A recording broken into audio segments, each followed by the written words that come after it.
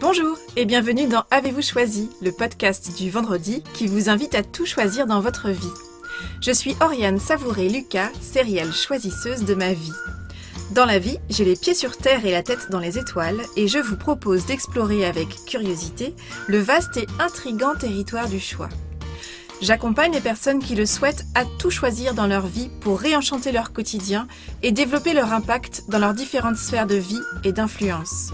Ce podcast, c'est l'occasion pour moi de partager réflexions, questionnements, lectures, ressources qui m'inspirent pour choisir ma vie. Régulièrement, je vous propose de faire la connaissance d'une personne que je trouve inspirante sur la question du choix.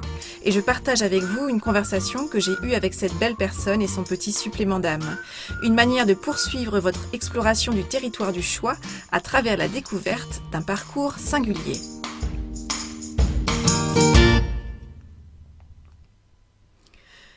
Aujourd'hui, je vous propose de découvrir la deuxième et dernière partie de ma conversation avec Bolewa Sabourin, danseur professionnel franco-congolais, artiviste, cofondateur de l'association LOBA, homme d'engagement contre les violences et en faveur de la réconciliation avec soi, avec son corps, avec son humanité et avec l'autre avec un grand A, au service de l'expression de nos singularités et du collectif. Si vous n'avez pas encore écouté la première partie de cette conversation qui fait l'objet de l'épisode précédent, l'épisode 53, et qui donne à entendre la densité du parcours de l'alchimiste Bolewa, je vous invite à commencer par cela. Dans cette seconde partie de notre conversation, Bolewa et moi avons parlé, entre autres, de la suite que Bolewa a envie de donner aux actions de l'association LOBA, de l'enjeu de la pérennisation des actions de l'association, d'indépendance financière, et de la difficulté des levées de fonds. Du travail entamé par l'association LOBA sur les masculinités, avec pour objectif de re-questionner la masculinité en tant qu'homme et entre hommes, d'inviter au questionnement pour remettre du choix dans les comportements et pour stopper la reproduction de schémas anciens de domination. Nous avons parlé également de notre silence qui crée de l'espace pour les bourreaux. Nous avons également parlé du bac que Bolewa a raté 2 fois, de son envie de goûter le monde intrigant de l'université, de son envie qu'on lui laisse faire ses preuves, et de son envie de rompre avec ce sentiment d'infériorité et d'imposteur, de son master, obtenu par la validation des acquis professionnels.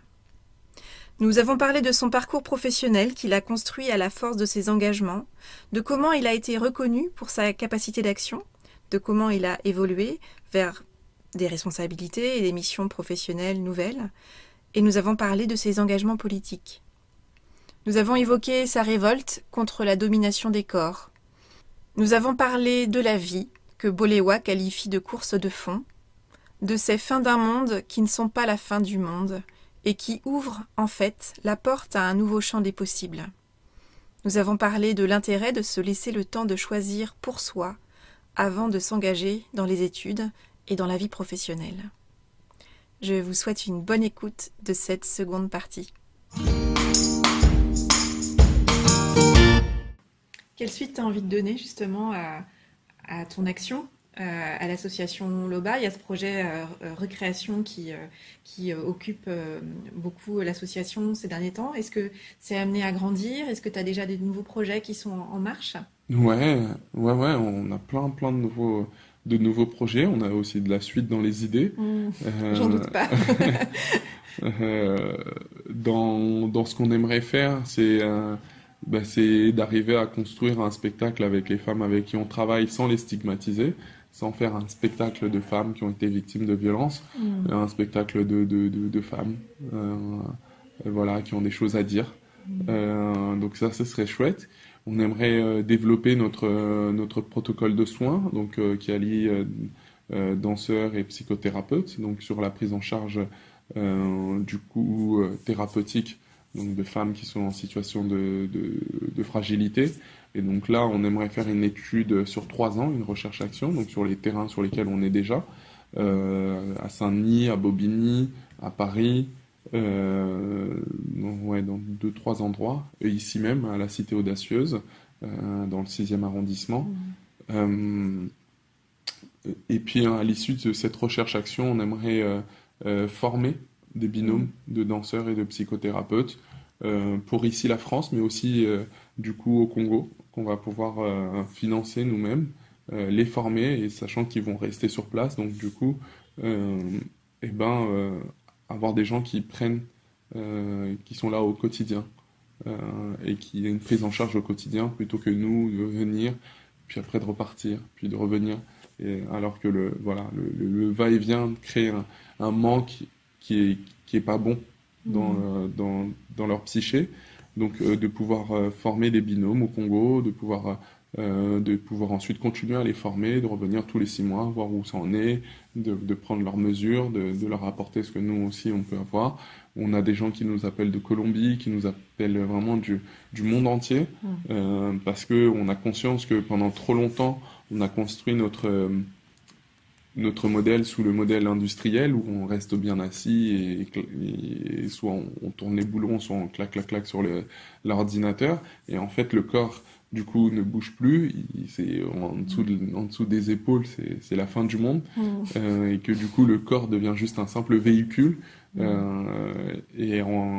puis, quand on vieillit, on commence à se rendre compte, avec le temps, qu'en fait, non, le corps n'est pas un simple véhicule. Quand on est une femme et qu'on a subi des violences, on se rend compte que le corps n'est pas un simple véhicule. Et donc, du coup, de plus en plus, il y a des psys qui nous appellent, qui nous demandent de faire des conférences, d'échanger avec eux, parce que à l'école, ils n'apprennent qu'à régler la question de la tête, mais pas la question de la prise en charge du corps. Donc, nous, on apporte aussi ça. Donc à terme de cette recherche-action, c'est de pouvoir aussi partager nos connaissances avec le monde entier. Et puis ensuite, on aimerait créer une structure d'accueil des femmes et autres, parce qu'aujourd'hui, on voit que ça nous dépasse, et ça dépasse. Mais les femmes sont vraiment l'exemple même du mal de notre société, sans jeu de mots. Donc, du coup, il y a cette structure qu'on aimerait pouvoir accueillir des femmes, pouvoir aussi donner des formations. Donc voilà, ça c'est vraiment sur la partie prise en charge thérapeutique. De l'autre côté, on travaille toujours avec des lycéens, parce que notre objectif c'est quand même de travailler avec des lycéens pour pouvoir les sensibiliser, les conscientiser. Sur le sujet notamment des droits des femmes. Sur le sujet des droits des femmes, donc en les faisant passer de simples sujets à des acteurs. Donc ainsi ils créent des actions pour lutter contre les violences faites aux femmes, ou pour le droit des femmes. Donc à travers différents types de médias, des podcasts, des vidéos, vraiment tout ce qui eux leur parle. Donc ça c'est important pour nous, pour qu'ils puissent parler à leur génération, qu'ils soient plus en avance que nous, pour aussi éviter peut-être les prochains bourreaux ou les futures victimes. Donc ça c'est important. Et puis on a d'autres spectacles, Larmes, qui racontent des femmes. Donc au sein du projet de l'association LOBA, on a une compagnie qu'on a aussi appelée Recréation, une compagnie de danse qui danse et parle, raconte les histoires des femmes qui ont été victimes de violences sexuelles à l'est du Congo.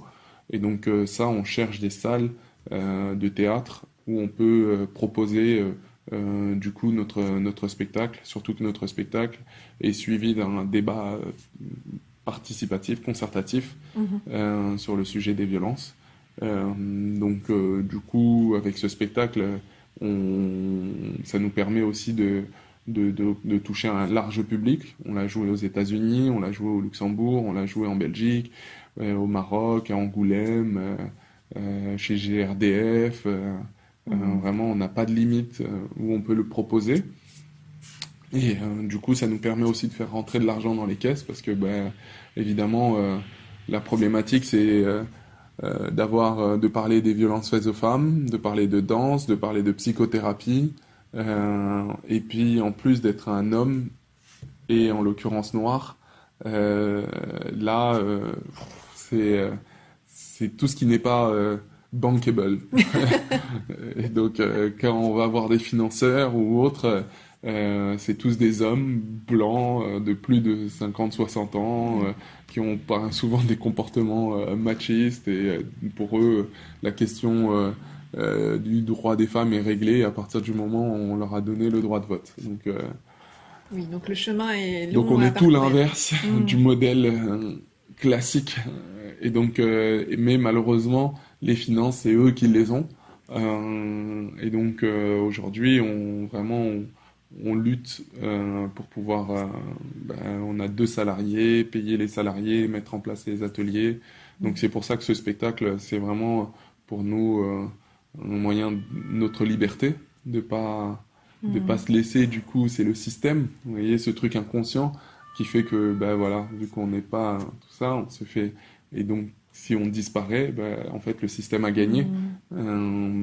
C'est ce truc inconscient du système qui fait qu'on ne répond à aucune des cases classiques. Et donc, on recevra peu ou pas de subventions ou de budget. Et derrière, au final, c'est très bien pour le système. Et c'est là où nous, notre indépendance, elle est de pouvoir avoir un maximum de spectacles. Et puis après, si de temps en temps, il y a des petites fondations qui nous donnent des petits pécules, mais ça ne permet pas de pérenniser. Donc notre objectif, c'est de pérenniser. Puis du coup, le dernier projet, c'est de travailler sur les masculinités. C'est de se re-questionner, nous, en tant qu'hommes, parce que les hommes ne se considèrent pas en tant que groupe. Ils se considèrent en tant qu'individus singuliers. Alors que, par contre, on peut essentialiser les femmes. Et les femmes ont, depuis un certain moment, compris qu'il fallait qu'elles se considèrent en tant que groupe pour pouvoir agir de manière systémique sur la société. Et notamment avec Simone de Beauvoir, on ne naît pas femme, on le devient. Et en fait, du coup, nous, c'est un peu ça. On ne naît pas homme, on le devient. Et donc, comment on re-questionne les masculinités, comment on se re-questionne entre hommes, sans justement ce truc de compétition ou de pouler des mécaniques face aux femmes. Oui, en sachant que c'est une image dans laquelle finalement très peu d'hommes se retrouvent. Où il y a peu d'hommes qui se retrouvent, mais malheureusement, ils ont été construits comme ça, donc inconsciemment, ils vont reproduire les schémas qu'on leur a appris. Donc il y a un reset à faire, mais qui doit se faire entre hommes pour justement re-questionner toutes les différents pans des masculinités. Qu'est-ce que c'est être viril? C'est quoi la virilité? La vulnérabilité? Tout un tas de sujets, la parentalité, la fraternité, tout ça, qui font que voilà, ça nous a été légué, et vu que c'est notre privilège masculin, et on se pose pas des questions dessus. Et en fait, en ne se posant pas de questions dessus, on ne fait que perpétrer. Et si on perpétue, et si on se tait, parce que souvent il y en a plein qui disent ah mais non mais moi c'est différent, je fais pas ça.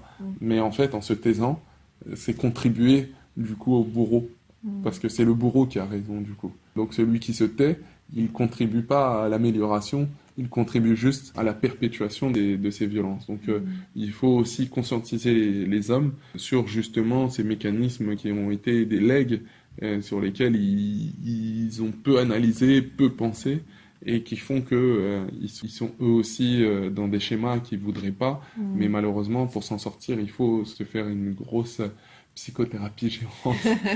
Donc peut-être bientôt des groupes de parole et de danse. On a déjà commencé, ouais. Vous avez commencé? Pas de danse, mais d'abord de parole. Passer par eux, contrairement aux femmes, il faut passer par la parole pour redescendre au corps, alors que les femmes, il faut passer par le corps pour aller vers la parole. Donc pour eux, c'est d'abord des groupes de parole. Est-ce que tu envisages après de proposer ce mix aussi de parole et de danse peut-être pour mettre en mouvement Pourquoi pas ces hommes qui n'ont pas forcément l'habitude de bouger leur corps de cette façon-là? Complètement, mais ça viendra une fois on leur a fait comprendre que déjà de la force de leur vulnérabilité. Et qui sont les hommes que vous accompagnez dans les groupes tests que vous avez amorcés? C'est des personnes qui sont C'est des personnes qui sont venues volontairement à la suite d'une publication ou d'un événement.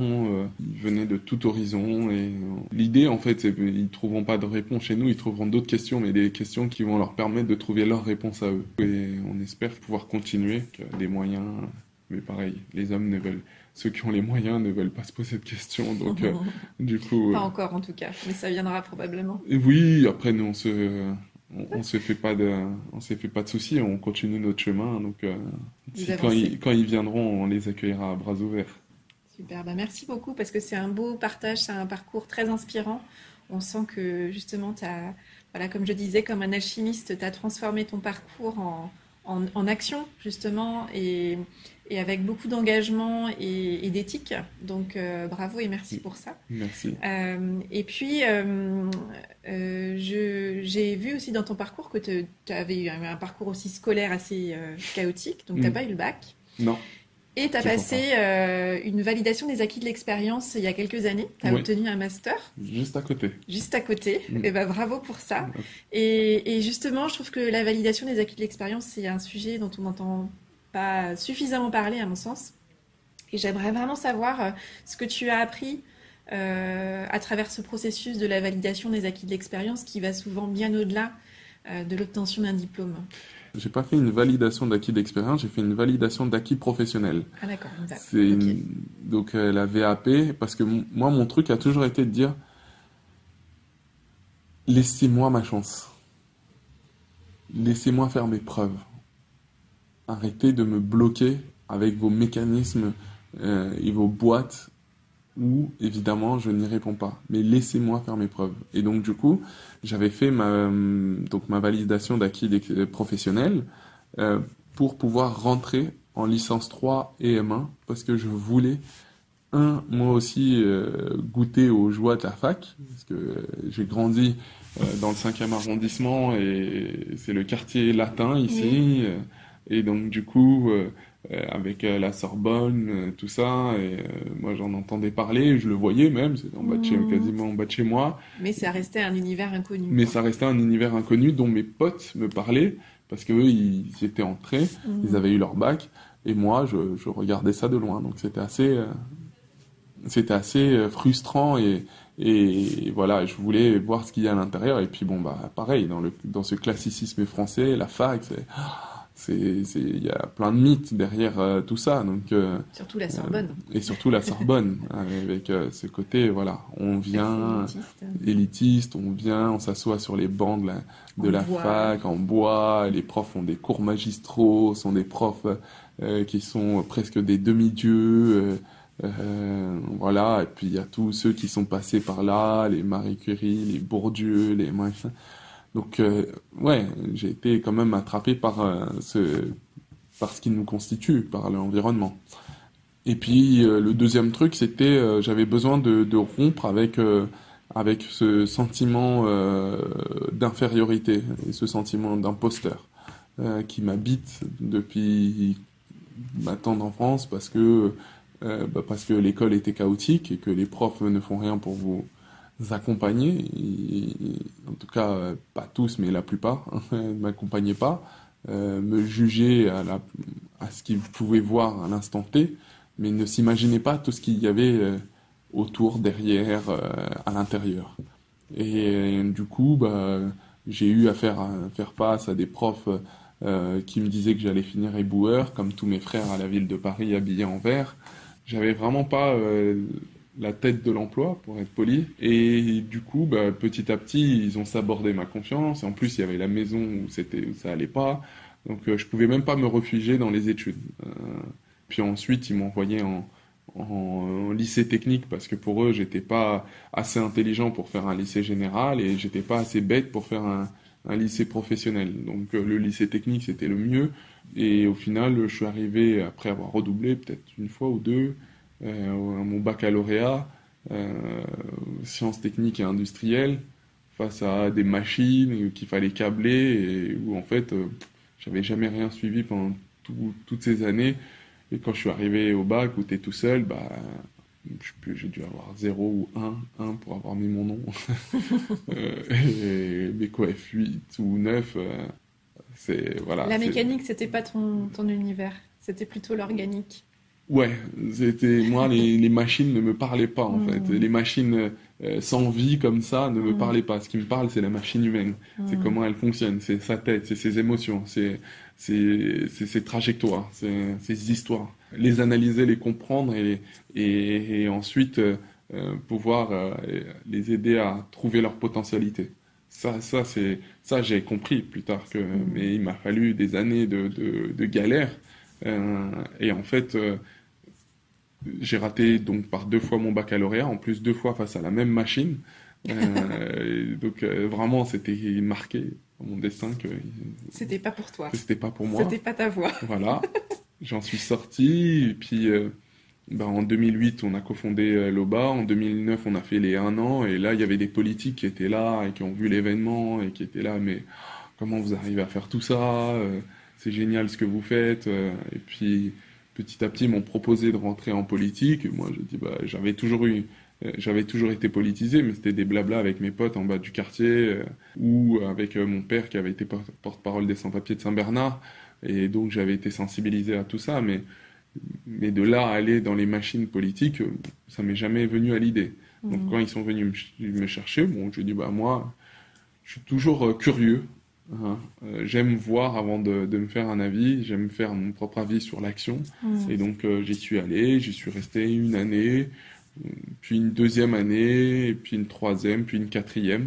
Et entre-temps, pendant toutes ces années, j'ai grimpé les échelons du monde politique sans m'en rendre compte. Parce qu'à chaque fois, il y avait des opportunités, moi je voulais proposer des actions, et puis ça montait. Et je me suis retrouvé au plus haut de où j'étais, c'est que j'étais membre du Bureau national des jeunes socialistes, mais du coup j'étais membre du Conseil national des socialistes, parce qu'il y avait, on était membre de droit direct. Et puis de l'autre côté, j'étais chargé de mission jeunesse à la mairie du 11e et du 12e arrondissement. À côté de ça, j'étais fondateur du collectif Cité en Mouvement, qui avait pour objectif de former les jeunes des quartiers populaires à la politique, avec un grand P. Et puis, à côté de ça, je faisais partie d'un collectif qui s'appelle Stop le contrôle aux faciès, qui avait pour objectif de dénoncer et de mettre en place, de proposer un récépissé de contrôle d'identité. Toute ma vie, j'ai été contrôlé, et j'avais des amis à côté de moi qui, eux, n'avaient jamais été contrôlés. Et en fait, cette question du contrôle aux faciès, on vivait dans des mondes complètement parallèles. C'est-à-dire que les gens ne savaient même pas que ça existait. Pour eux, c'était même pas pas un sujet. C'était même pas un sujet. Et en fait, c'est là où on voit ce que c'est le système. C'est qu'on arrive à vivre dans des mondes parallèles, mais ça a des effets. Moi, je déteste la police à cause de ça. Parce que c'était de l'humiliation, parce que c'était une domination qui... on se sent nu, on se sent faible, ridicule.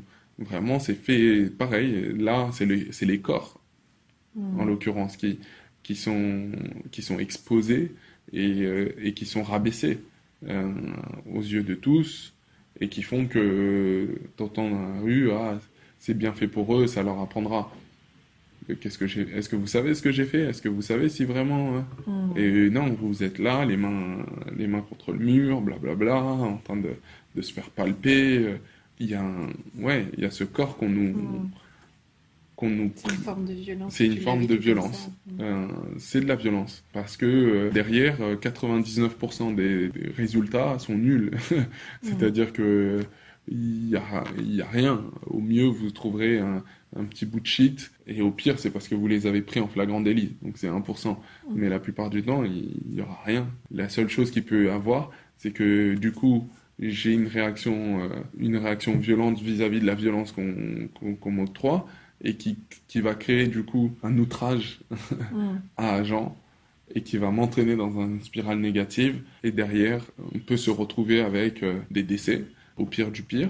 Mais sinon, toute la mécanique, garde à vue, derrière envoyé chez le juge, un casier judiciaire, bref, toute une mécanique. Pourquoi? Au final, pour nous maintenir... entre guillemets, à l'œil, soi-disant, on doit baisser la tête quand on voit ces agents de police. Et du coup, nous, on dit, ok, c'est important que les agents de police fassent leur travail, mais c'est la seule action administrative où il n'y a pas de traces. Et donc, créons une traçabilité. Comme ça, si je me fais contrôler une fois, ok, je me fais contrôler. La deuxième fois, je dis, attendez, on m'a déjà contrôlé dans la même journée. La troisième fois, là, je vais porter plainte. Je dis, à un moment donné, c'est du harcèlement. C'est pas possible. Pourquoi je me fais contrôler 3 fois? Vous voulez qu'on voit si les autres, ils ont 3 billets dans dans leur papier. C'était vraiment ça en fait. C'était vraiment de montrer, d'avoir une traçabilité pour ainsi permettre aux uns de faire leur travail, mais aux autres de ne pas vivre le harcèlement et l'humiliation que ça crée. Et au final de nous montrer qu'en fait il y a du contrôle aux faciès, il y a un contrôle qui est opéré sur des personnes qui sont noires et sur qui on projette tout un tas de fantasmes et d'imaginaires qui datent de bien avant nos ères. Donc, du coup, moi, et donc ça, on a réussi à le faire porter chez le candidat présidentiel, François Hollande, qui le mettra dans son programme à la 30e place sur 60. Et derrière, évidemment, quand il sera élu, Manuel Valls va l'enterrer parce qu'on représente rien politiquement en termes de groupe. Mais tout le monde va connaître le contrôle aux faciès. Tout le monde saura que ça existe. Travail qui a permis de rendre ça visible et là aussi d'amener un nouveau sujet dans la discussion. Dans la discussion, et aujourd'hui ce n'est même plus discuté en fait. C'est même plus, c'est quelque chose que tout le monde connaît. L'État a été condamné pour contrôle abusif parce qu'on avait du coup fait un procès à l'État sur des cas spécifiques. Donc ça fait jurisprudence. Donc voilà. Donc aujourd'hui, déjà, on ne peut plus dire qu'en France, c'est un non-sujet. Donc voilà, ça c'était important pour nous. C'était aussi important pour notre dignité de pouvoir en tant qu'être individu, de pouvoir être entendu et compris dans nos parcours et dans nos histoires de vie. Et que ça soit pas des choses balayées en disant « Ah non, ça n'existe pas ». Alors que on le vivait tous. Et donc grâce à tout ça, j'ai mis dans la balance, dans ma création de VAP, dans mon dossier de VAP, dans la construction que j'ai pu faire un dossier où j'ai pu mettre tout ce que j'avais fait. Et parce que j'ai vu que en fait, là où j'avais une appétence, c'était les sciences politiques, qui pour moi, au final, était un mélange de sociologie, d'anthropologie, des sciences humaines, mais avec derrière l'aspect action. Contrairement à de la sociologie, de l'anthropologie, que là, dans la science politique, il y avait la dimension action. Qui est essentiel pour toi, qui est pour moi l'essentiel. Et donc, j'ai fait cette VAP, je suis rentré en licence 3 M1. Bon, pas la première année. La première année, on m'a dit, vous avez plus un profil de management culturel. Je lui ai dit, je sais pas ce que ça veut dire, donc ce sera non. Non, c'est pas grave, je reviens l'année prochaine. Et je suis revenu l'année d'après où, en fait, j'ai envoyé un mail à un professeur de Paris 1 qui était intervenu sur des sujets liés au quartier populaire. Et je lui ai envoyé donc mon dossier que j'avais fait, et il m'a reçu. Et puis, du coup, il m'a fait une lettre de recommandation. Et là, ensuite de cette lettre de recommandation, quand j'ai postulé donc la deuxième année, ils m'ont dit heureusement qu'il y avait la lettre de recommandation, sinon on vous aurait refusé une deuxième fois. Très bien, c'est votre problème. Moi, du moment que je rentre, je m'en fiche de quelle est la justification ou autre. Moi, tout ce que je voulais, c'est de rentrer. Et je suis rentré, donc j'avais licence 3 M1 en même année. Et puis l'année d'après, j'ai fait mon M2. Et à la fin, j'ai eu mon équivalence master. Parce que vu que j'ai pas le bac, ils peuvent pas dire que j'ai un master. Parce que du coup, j'ai pas validé cette étape. Mais en fait, c'est la même chose. Il y a juste marqué équivalence. Donc, parce que tu n'as pas ton bac. Ouais, mais quand vous montrez votre diplôme, les employeurs, pour eux, c'est un master. C'est un bac plus 5. Donc, j'étais très content de voir qu'en fait, eux-mêmes ils y avaient pensé à des gens qui peuvent ne pas avoir le bac, mais avoir un master. Et donc, ils rajoutent juste le mot équivalence. Ils l'avaient déjà prévu, donc je ne dois pas être le premier. Mais ce qu'on ne nous dit pas, c'est qu'en fait, le bac ne sert à rien. On vous valide à un moment T, mais à ce moment T, est-ce que vous êtes... il faut regarder tous les facteurs. Où est-ce que vous en êtes par rapport à vous, par rapport à votre parcours, par rapport à vos histoires, à votre famille, à votre situation financière. Moi, quand j'ai passé la deuxième fois mon bac, j'étais SDF. Donc, ça ne fait que valider à un moment T ce que Mm. vous êtes, mais en fait, peut-être que vous avez bien plus de soucis que ça, ou bien plus de choses qui sont Mm. plus importantes pour vous que de valider ça. Mm. Et donc, en fait, le bac ne sert à rien, typiquement. Aujourd'hui, ce qui fait office de bac, c'est le master. C'est ça, le vrai bac, c'est le master. Parce que tout le monde, 80% des gens maintenant ont des masters, quel que soit le domaine. Et en même temps, ce que je trouve inspirant, c'est que dans ton parcours, c'est aussi assez rassurant, c'est porteur d'espoir pour les lycéens, par exemple, qui, c'est souvent le cas, ne savent pas ce qu'ils veulent faire, qui vont peut-être rater leur bac une fois, deux fois, l'avoir ou pas l'avoir. C'est que les histoires de vie, c'est souvent ça. Il y a une étape, et à l'âge où on est lycéen, bah, on ne sait pas forcément très précisément. C'est d'ailleurs très très rarement le cas ce qu'on veut faire après de sa vie. Donc, ton parcours, il montre à quel point on se renouvelle en permanence et qu'il y a, à partir du moment où on est dans l'action, on a envie d'aller à la rencontre de soi-même et qu'on a envie de voir comment est-ce qu'on peut contribuer à sa façon. On trouve une issue, on trouve une porte et que voilà, la vie se charge de nous étonner aussi plus d'une fois. Complètement. Ouais, ouais, c'est vrai que moi, après, comme j'ai dit, c'est pour ça que je parle toujours d'histoires singulières qui, ensuite, en fait, sont des histoires plurielles. Chacun peut se retrouver ou pas. Mm. Mais c'est vrai que moi, souvent, c'est pour ça que je parle de cette expérience parce que, en fait, c'est pour dire aux gens, en fait, c'est pas la fin du monde, même si quand on est lycéen et on rate son bac, on a l'impression que c'est la fin du monde. Mm. Moi, C'est je la l'ai fin du vécu. monde pour les parents aussi souvent. Enfin, Ah, oui. moi, je l'ai été pour plein de trucs. Moi, ça a été, moi, j'ai quitté chez la belle-mère chez qui j'étais. Ça a été l'explosion. Se retrouver à dormir chez les uns, chez les autres. C'était, voilà. Parce que tu n'avais pas Euh, eu ton bac. Parce que j'avais pas eu mon bac, mais parce qu'il y avait plein de choses Mm. qui couvaient aussi à côté. Mais que ce moment-là était un moment catalyseur. Catalyseur, ouais. Et en France, c'est un moment catalyseur. Mm. Donc, du coup, c'est aussi dédramatiser Mm. et prendre un peu de recul. Et puis, Mm. en fait, c'est pas une course de vitesse, c'est une course de fond. Aujourd'hui, j'ai mon baccalauréat, euh, j'ai ma structure, j'ai 2 salariés, j'ai travaillé en politique à côté des élus. J'ai un background qui est aussi grand, voire même plus, que des jeunes qui ont mon âge aujourd'hui. Et qui, au final, ont le même diplôme, un Bien master en sûr. sciences politiques.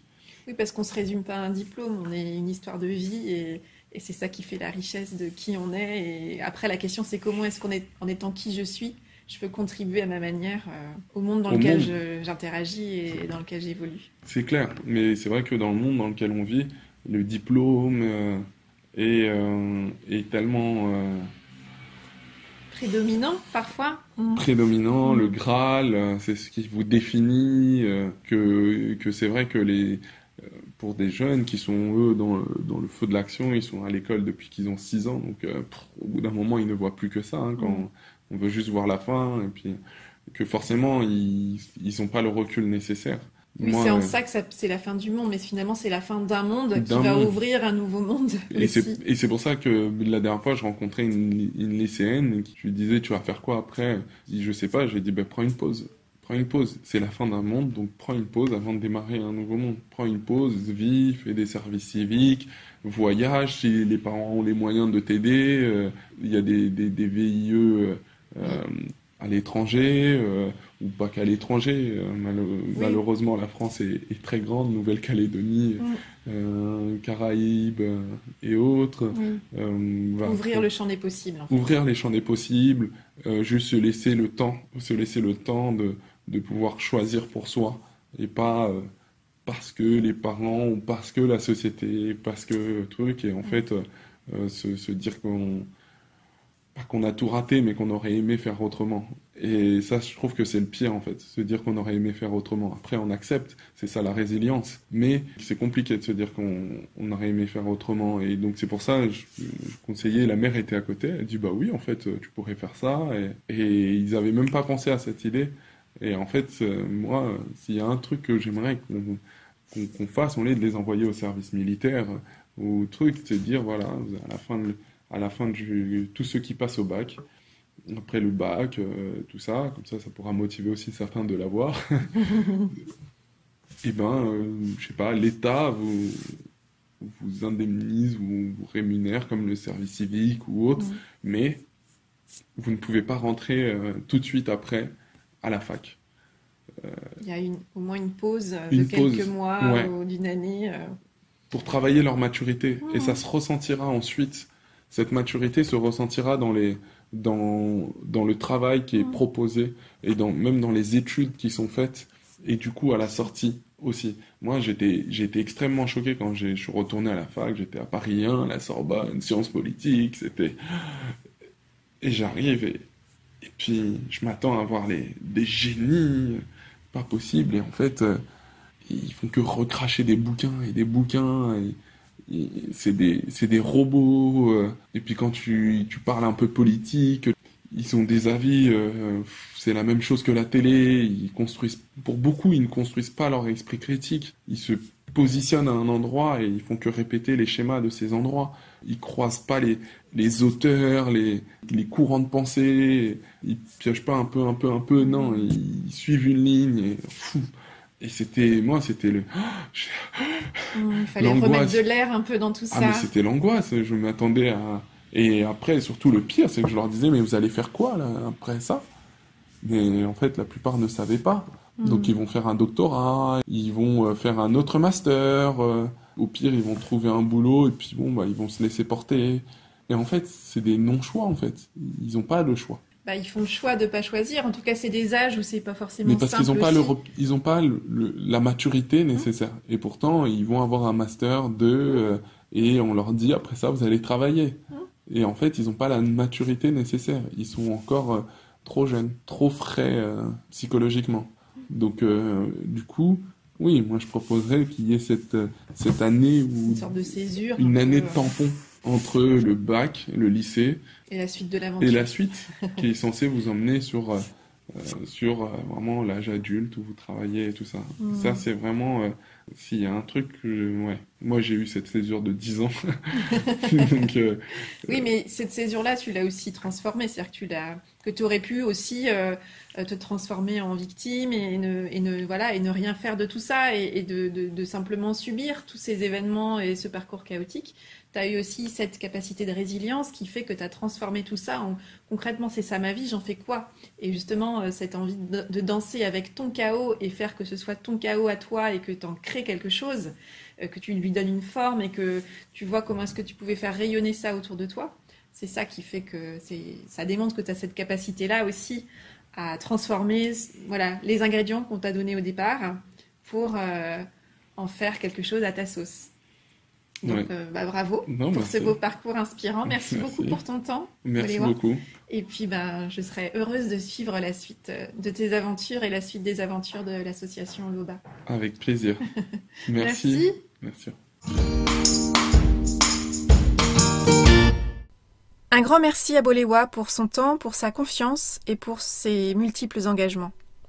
Je souhaite un avenir radieux à Boléwa, à ses partenaires artivistes, à leur association Loba, ainsi qu'à tous leurs engagements précieux, essentiels et pragmatiques. Le monde a tant besoin de cette énergie créatrice et engagée, ancrée dans le réel, pour construire un monde meilleur. Merci. Alors, que vous a inspiré la deuxième partie de cette conversation ? Je vous invite à identifier l'idée, la phrase ou peut-être le mot que vous choisissez d'en retenir. Avec quoi de nouveau repartez-vous de cette conversation ? Quel est le petit pas que vous pouvez planifier dans les prochains jours, peut-être même dans les prochaines heures, pour mettre en œuvre dans votre quotidien ce qui vous a inspiré, là, à l'écoute de cet épisode ? Si vous voulez soutenir les actions de l'association Loba, je vous invite à consulter le site recreationbyloba.com. Voilà, c'est tout pour aujourd'hui. Vous retrouverez cet épisode sur le site oriansavoureluca.com. Si vous aimez ce podcast, je vous invite à le partager auprès de celles et ceux qui vous sont chers et que l'idée de tout choisir dans leur vie pourrait réjouir. Merci de laisser votre avis enthousiaste sur la page Facebook, le site ou encore une constellation de 5 étoiles sur iTunes ou sur votre plateforme de podcast préférée. Vous contribuerez ainsi efficacement à soutenir ce projet de façon bienveillante. Je vous souhaite une bonne semaine. Et si vous choisissiez tout ?